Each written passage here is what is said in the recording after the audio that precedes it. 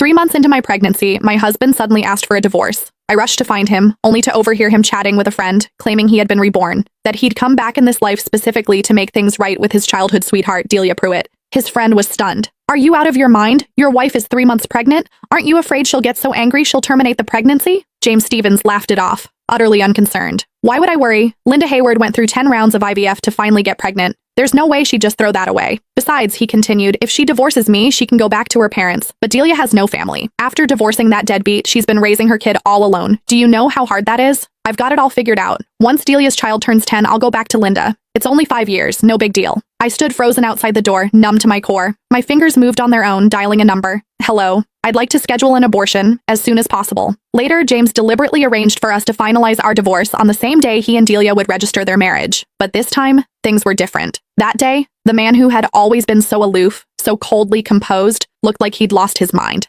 His eyes locked onto my flat stomach, his voice cracking with something close to hysteria. "Where's my child? Where's our child? You promised me you wanted to have a baby with me. Linda, are you sure you want to go through with this? After everything you went through for this baby?" My mother's voice broke over the phone and guilt twisted in my chest. She had been the happiest person in the world when she found out I was pregnant. She knew what it had cost me, a full year of choking down bitter herbal medicine, 9 failed IVF cycles. It wasn't until the 10th attempt that I finally conceived. The moment the test results came back positive, my mother had wept with joy. She believed that with a child, James and I would finally settle into a real marriage, that he would step up, become a responsible husband, learn to put family first. But today I realized how terribly wrong we had both been. The phone rang, sharp and insistent. I answered mechanically. James's voice cut through, cold and harsh. "Linda, how much longer are you going to drag this out? Even if I can't divorce you while you're pregnant, the moment that baby is born, I'm filing immediately. And let's be real, raising a child costs money. You've done nothing but sit at home since we got married, eating my food, spending my money. All you do is a little housework, that's it. No one's going to want a woman who just gave birth and comes with a brat attached. You have no income, no prospects. When the time comes, you won't get to keep the child. You won't get to keep me. You'll have nothing." Every word dripped with contempt. He reduced everything I'd given to this marriage, every sacrifice, every exhausting day, to nothing. And he called my baby a brat. It felt like a blade dragging across my heart,